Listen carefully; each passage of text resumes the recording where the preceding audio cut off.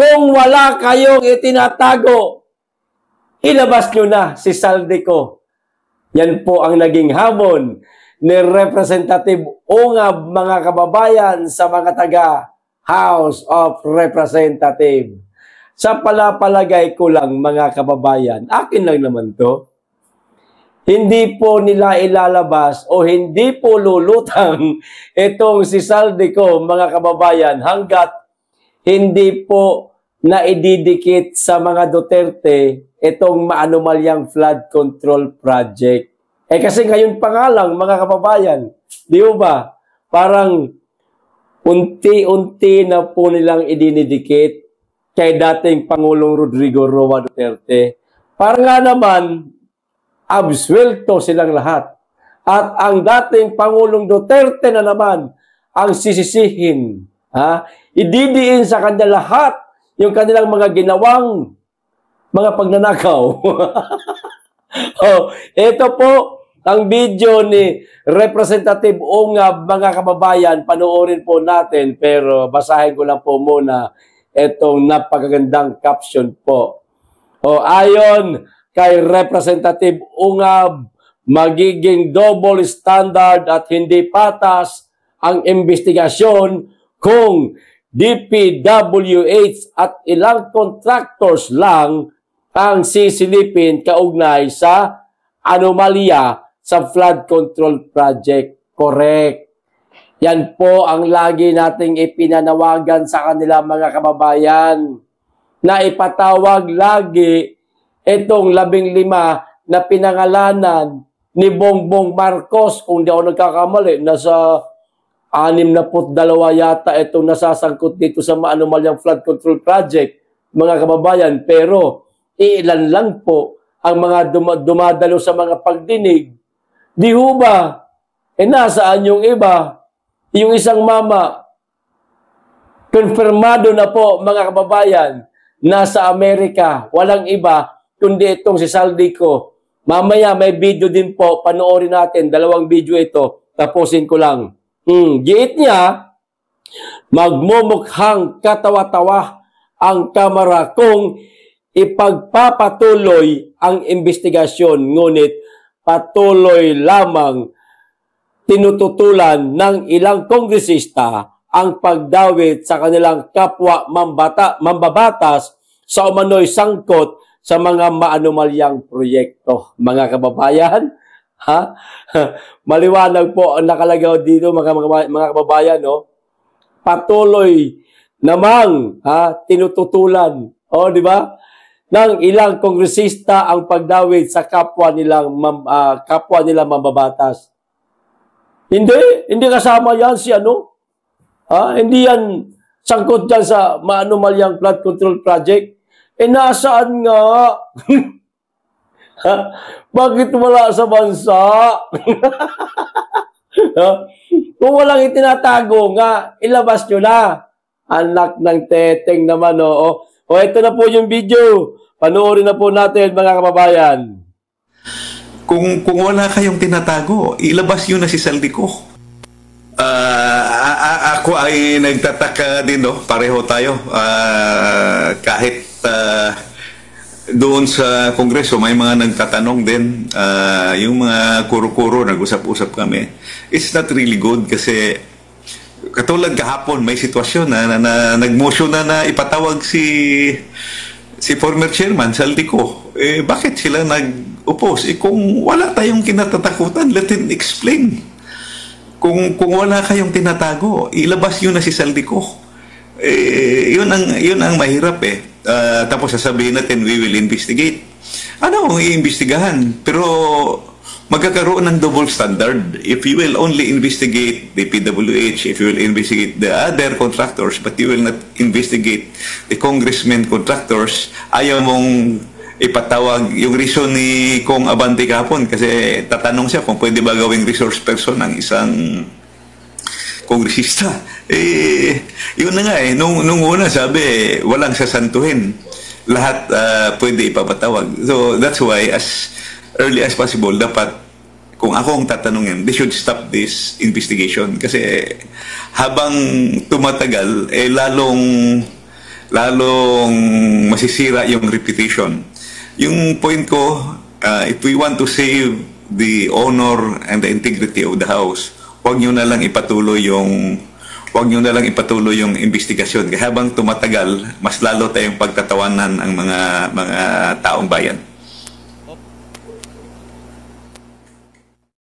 O yan, House of Representative, huwag nyo na daw ipagpatuloy yung pagdinig dyan sa lugar ninyo, sa kuta ninyo, etong tungkol sa anomalyang flood control project at lalo na kayong pag pinagtatawanan. Ngayon pa nga lang pinagtatawanan na kayo mantakin ninyo yung pinaghihinalaan. Siya ding mag-iimbestiga. Ha? Sa mga kasama nila, mga kababayan. Saan ka nakakita ng ganun, no, mga kababayan? No? Yung mga nasasangkot, tropa nila. No? Yung nag-iimbestiga, tropa din nila. Aba, parang ang gulo. Di parang talagang magulo, mga kababayan. Tama ang naging hamon ni Representative Ungab. Ilabas nyo na si Saldico. Huwag yung pinagtatakpan nyo pa. Merong isang ale na nagsasabi, mga kababayan, walang iba kundi itong spokesperson ng House of Representatives, mga kababayan, walang iba kundi itong si Princess Abante na nasa Amerika man lang po si si Saldico. Kasi meron po siyang medical treatment po. May kalakas-lakas ng mama. Ang liksi ng katawan niya. Tapos biglang nagkasakit. Mahirap sa atin Kapag nanganganib ng mapupunta sa rehas, biglang nagkakasakit. Lumang tugtugin na yan, mga sir. Saldico, kung talagang wala kang kasalanan, sir, simple lang naman, sir. Ginagalang kita, sir, tawag ko sa iyo, Kung hindi po kayo magnanakaw, kung hindi po kayo sangkot sa maanumalyang flood control project, kung malinis po ang inyong konsensya, Sir Saldico, lumabas na po kayo. Harapin niyo po ang mga pagdinig. Kahit dyan sa sarili mong balwarte, harapin mo. Sa Senado, abay, mas lalo mong harapin nang makita namin kung paano ka gisahin at paano ka mahuli sa sarili mong bibig, mga kababayan. Kaya siguro nagtatago itong mama na ito ngayon. Parang nagpa-practice pa po kung ano ang magiging sagot niya kung sakasakaling matanong siya. No? Kasi matindi magtanong tong si si Rodante Marcoleta, mga kababayan Ibabalik-balik niya tapos biglang kakanan, biglang kakaliwa. Yung malilito ka, no? Hanggang sa mahuli ka sa sariling bibig. Baka ito pa ngayon yung pinag-aaralan ni Saldico. Tsaka na ako lalabas. Hindi pa perfect. Yung mga isasagot ko. Kailangan alamin ko muna ang mga magiging tanungan sa mga, ito pangatlong pagdinig na, itong September 8. No? Nakadalawa na Yung mga itinanong nung unang pagdinig sa Senado at ang pangalawa, naka-take note na yon. Di ba? Iyon ang mga posibilidad ng mga itatanong kay Saldico. Tinake note na yon ni Saldico, mga kababayan. Palagay ko lang at pinag-aaralan niya na kung ano ang magiging sagot niya. Ang aantayin niya, etong pangatlo sa September 8. Hearing uli ng Blue Ribbon Committee, take note na naman yung mama. Kakabisaduhin niya na naman. Tapos pag-aaralan niya na naman kung ano ang magiging sagot niya. Tapos sa pang-apat, tsaka lalantad dyan. Maniwala ka. Totoo yan. Iba pa man din ako, pag naghula ako, mga kababayan, nangyayari, nagkakatotoo. Ito yung pagtatanggol po ni spokesperson, Attorney Princess Abante, dito po kay Saldico Ra. Kura lang, kura. Huwag nating dugtungan. nasa Amerika for medical treatment. Yon. Sige. Kinumpirma ni House spokesperson Attorney Princess Abante na nasa United States si ako, Bicol Representative Saldico, ang dating chairperson ng House Committee of Appropriation para sa medical treatment. Ito yung mismong sinabi. May appropriate travel document daw ang pag-alis ni Ko. Yun! Daw, mga hindi sigurado, mga kababayan.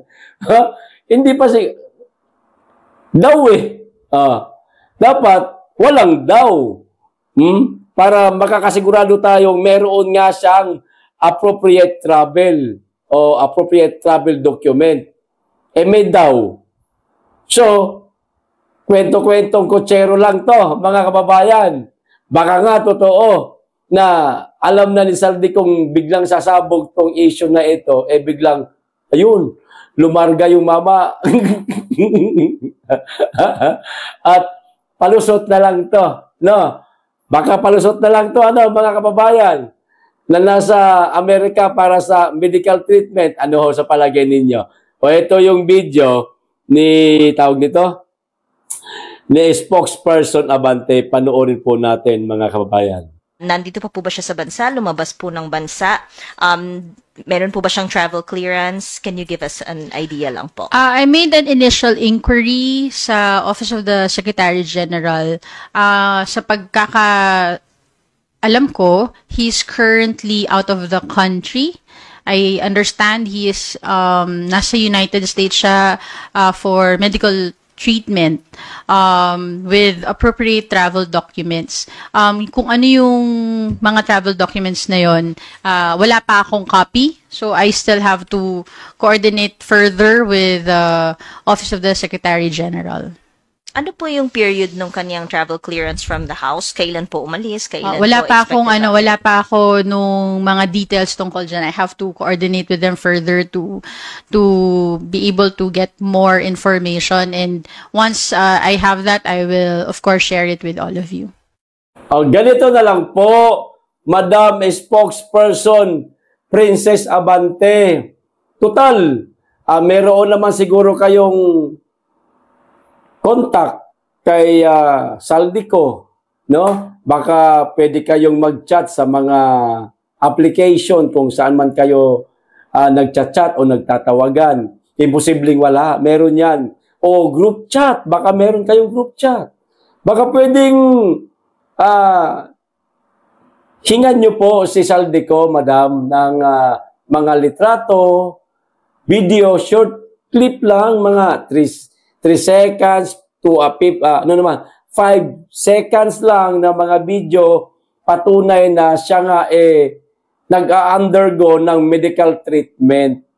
Litrato na patunay na siya nga nagpapagamot sa bansang Amerika. No? At yung dokumento, yung appropriate documents na sinasabi ho ninyo na di umano'y meron si Saldico, sana maipakita rin po, no, ng House of Representatives o kahit ikaw ho mismo, kasi ikaw po ang spokesperson dyan sa House. Sana kayo maipakita yung mga litrato, short video, at saka yung mga dokumentong sinasabi nyo. Ipakita nyo po sa media, ipakita nyo po sa tao. Magpatawag po kayo ng press conference, ayan. Magpa-press con ho kayo. Ito yung mga dokumento ni Saldico bago lumabas ng bansa. Ito naman yung litrato na patunay na siya nga nag-undergo ng medical treatment at meron pong kapirasong video, mensahe ni Saldico kung sakasakaling siya gumaling na, uuwi ng bansa at haharapin ang mga gagawing pagdinig sa House of Representatives at sa Senado. Ganun, madam. Ganun ba? Yung sabi-sabi kasi na sasabihin mo lang, ay nasa Amerika po Paano kami maniniwala niyan sa'yo? Hindi po kahapon lang ipinanganak ang mga Pilipino, madam. Princess Abante. Hindi po. Hindi na po tanga ang Pilipino. At higit sa lahat, meron po tayong mga internet, madam. Napakadali na lamang pong ipasa o magbigay ng mga dokumento, litrato, video sa isang application para magkaalaman kung nasaan talaga itong mama na ito. Walang iba kundi si Saldico. Bakit wala ko kayo mapakita? Yun na nga ang hamon ni Representative Ungab. Kung wala kayong tinatago, ilabas nyo si Saldico. Ang tanong, kailan lalabas si Saldico? At isa pang tanong, sino ang nagsabi na lumayas ka muna, Saldico? Mainit ka dito. Sino ang nagpatakas at nagpaalis kay Saldico? Di ba? Bigla-biglang nawala mga kababayan. Sa mga susunod na araw, malalaman po natin yan kung sino ang nag-advise kay Saldico na lumabas muna ng bansa. Okay, hanggang dito lang po. Maraming salamat. Mag-iingat kayo lagi. Higit sa lahat, mahalin po natin ang Pilipinas.